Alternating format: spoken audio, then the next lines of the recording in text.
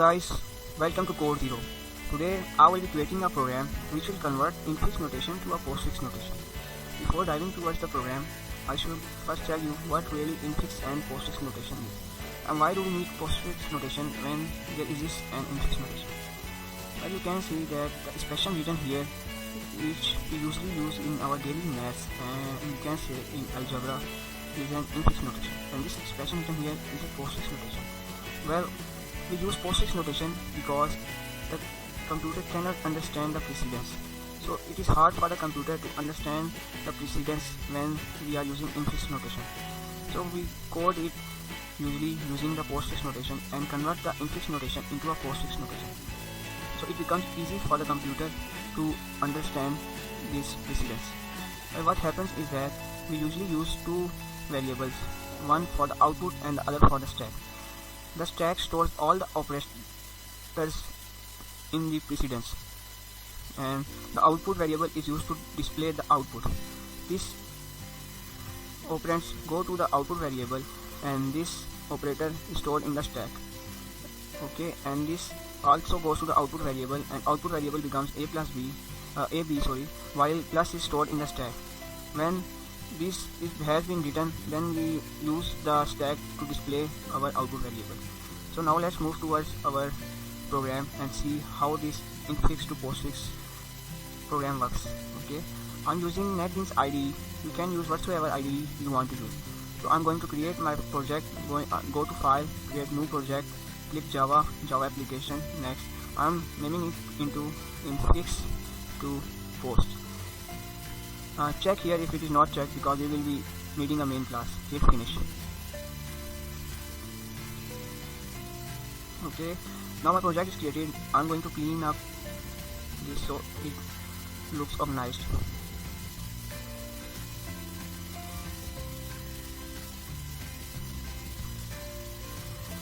Well, I'm pasting a stack. I have placed this tag in our description of the video. You can copy it and paste it just above this class, this main class.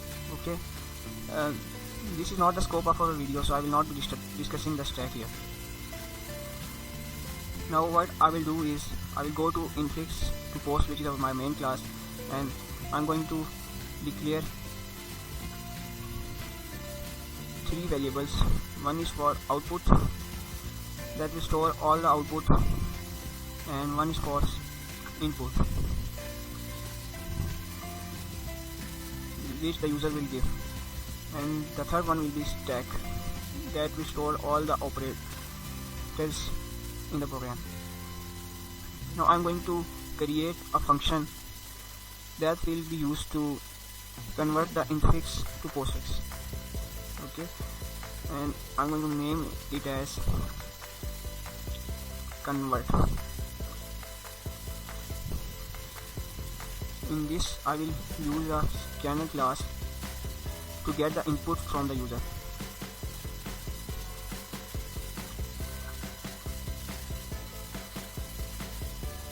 Okay, now this is showing an error because I have to call up this library.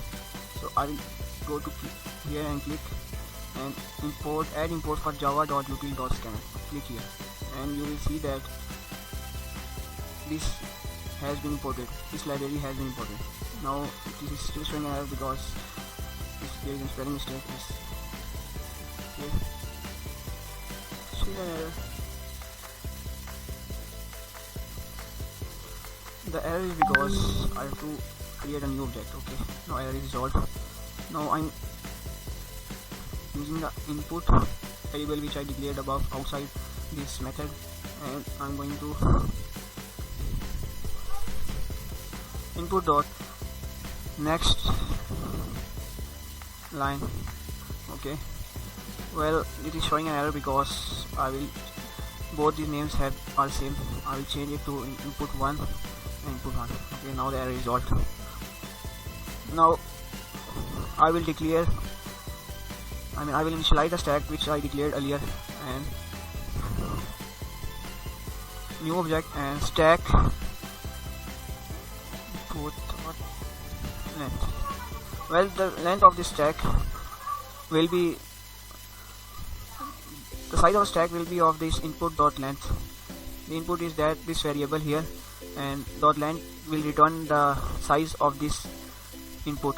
Okay, if there are if I have written code 0 as an input, that means I have written C1 O D E Z E R O. That means I have written 8 characters, and this, the length will be 8. You will see that this stack is of character. Okay, so this will include the length 8 here. This constructor will initialize its size. Once it is initialized, now I will create the for loop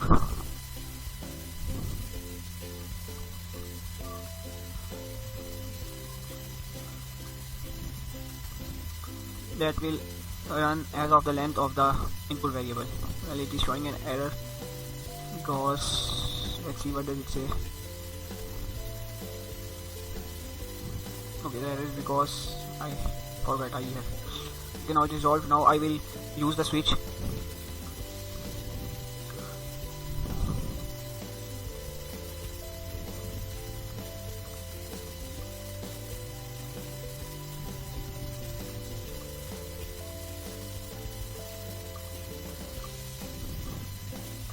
Well, I have used the switch, and in it will use the character of the string. The input is a string and its character will be used. I will show which character will it will use.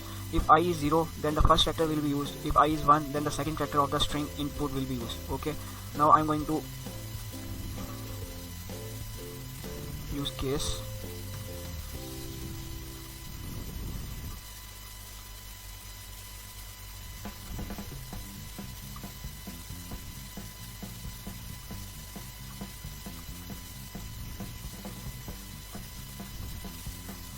If the user is going to give an input of this opening parenthesis, then that will be stored in the stack. I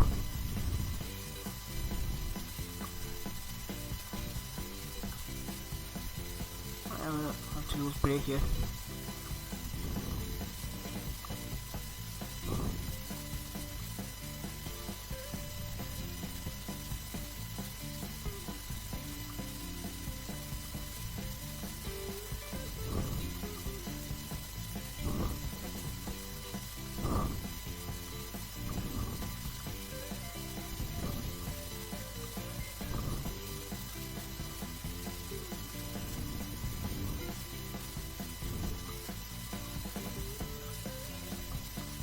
If the character in the string is this plus or minus, then this function will be called. I'm going to create this function. Go to line 70 and click create method get op char. Okay, now you can see this method has been created here. But I forgot one thing. If this is a case, then the precedence will be 1. We will say it is 1, and I have to go here and see this. Okay, now case condition.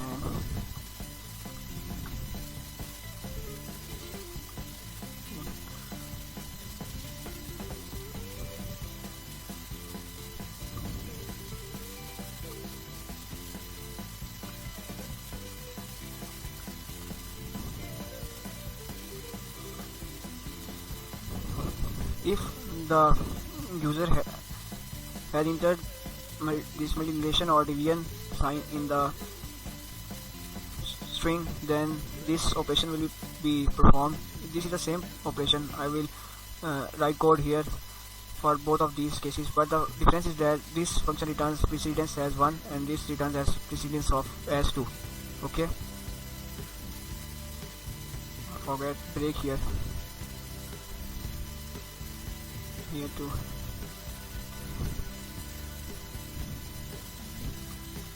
Now for case, if the bracket, or you may say parenthesis is closed, then this function will be called.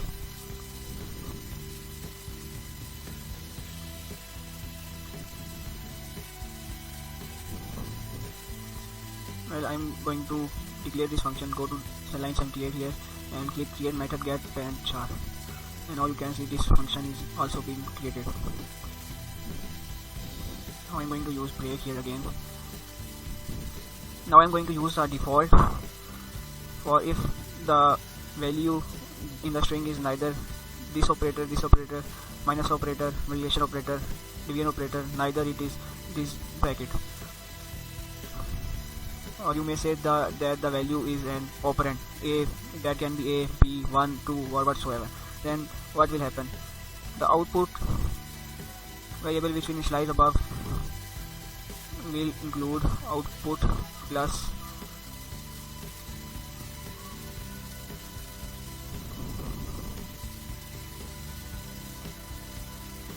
input dot char, whatever the value is. If it is operand, then this operand will be stored with this output variable. Okay, if it is this character, then this will be performed. If it is plus or minus, this operation will be performed. If this is multiplication or division, then this function will be performed. And if it is this close parenthesis, then this function will be performed. If it is not an operator but it is an operand, then that will be stored in this output string. This output string will include this. Okay, I can use it as a short like this. Okay, that means same, but I'm using this to clear things out, that this output variable will first add with this input which will be provided here. You can see the character which will be here due to the for loop. If it is in 0 position, then the character here in 0 position, you can say it is a, then that will be stored in the output variable. Okay, default case is performed. Now I will go out of this for loop and write while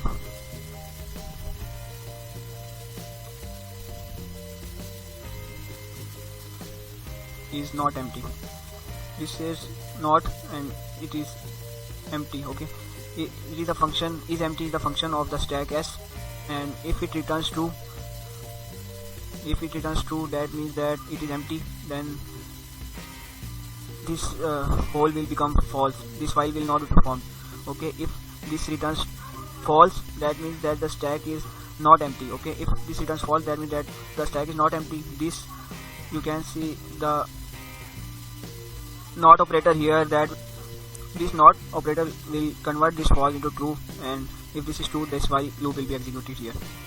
And I'm going to write output equal to output plus pop.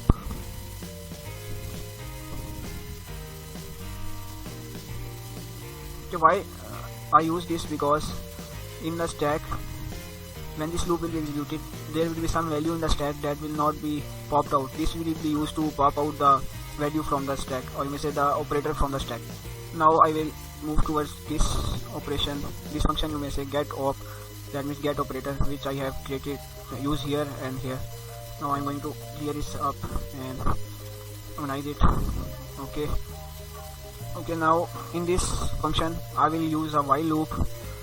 It's not s is empty. This shows that the stack is not empty. If the stack is not empty, then this while loop will be executed, and in this loop I will create a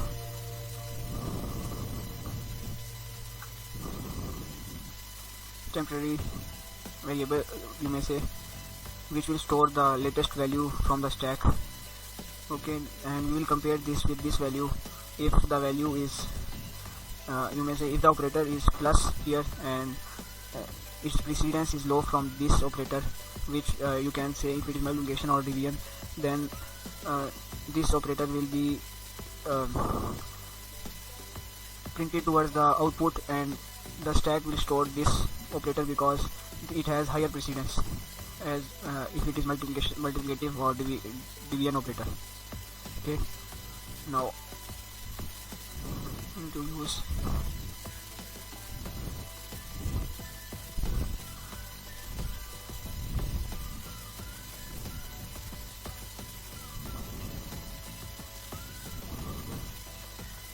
If the case is that the value that is just being popped out is this bracket, so we don't need this, we need to compare this bracket with any other operator, so we again push it into the stack. Okay,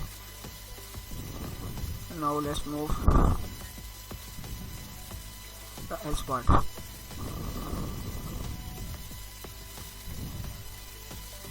I will declare here a variable. I will name it as precedence 2, and I will check the condition if temp, which is temporary variable, is equal to this, or temporary variable is equal to minus operator, then I will say that precedence 2 is equal to 1. And the computer doesn't know anything about precedence, so we are showing it a way to how precedence works. If the temporary variable that is just being popped out is plus or minus, then we will say that its precedence is 1. Okay, now let's else precedence will be 2. If it is not plus or minus, then that means it is negative or division, so that it will have precedence as 2. Okay,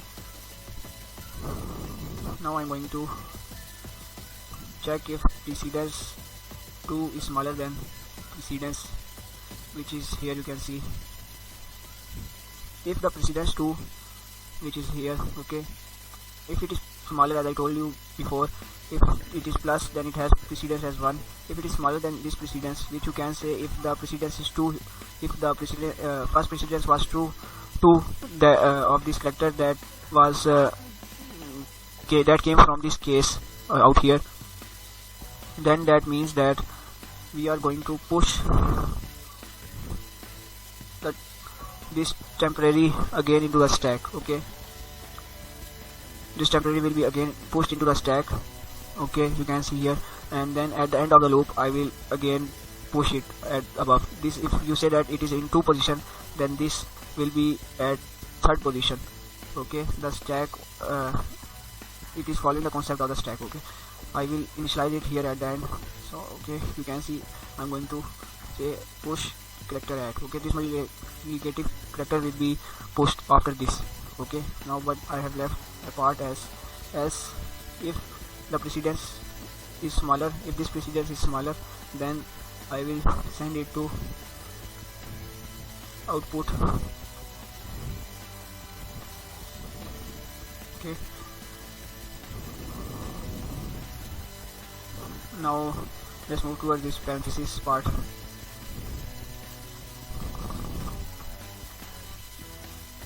While is not empty. Okay, if the stack is not empty, then we will say character x is equal to s dot pop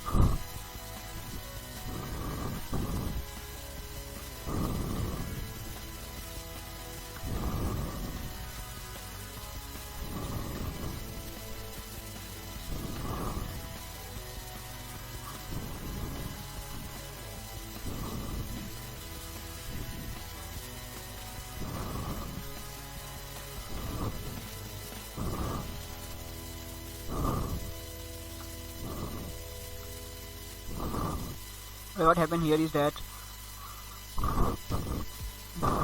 if the case is this, you can say this parenthesis here, then this function will be performed, which is here. Okay, this function will be performed, and this will have that operator which has been sent through there, and it will check if the stack is not empty.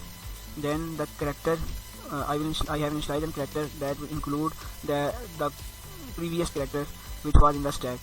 Okay, it will check if the previous character is this bracket, then it will break from this loop and the program will end.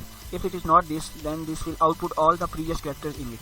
If it is plus, then it will write it here. If it is A or B, okay, then if it is not this, then it will be printed in the output. Our program is created. Now what I'm going to do is that I've left here, go to convert and write sys enter infix. Okay, so the user enters the infix notation here, Now I will go into the main and write my program here. In the main I will use the infix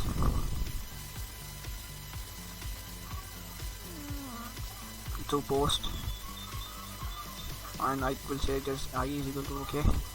I'm creating its project now, its object now, sorry.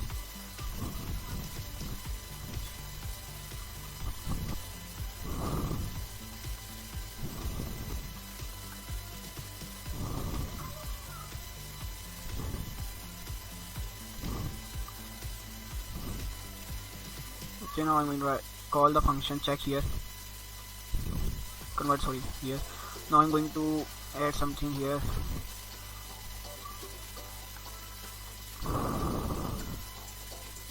That will return the output. Now hit run. I'm going to write my infix expression here plus b. You can see that it has converted my expression.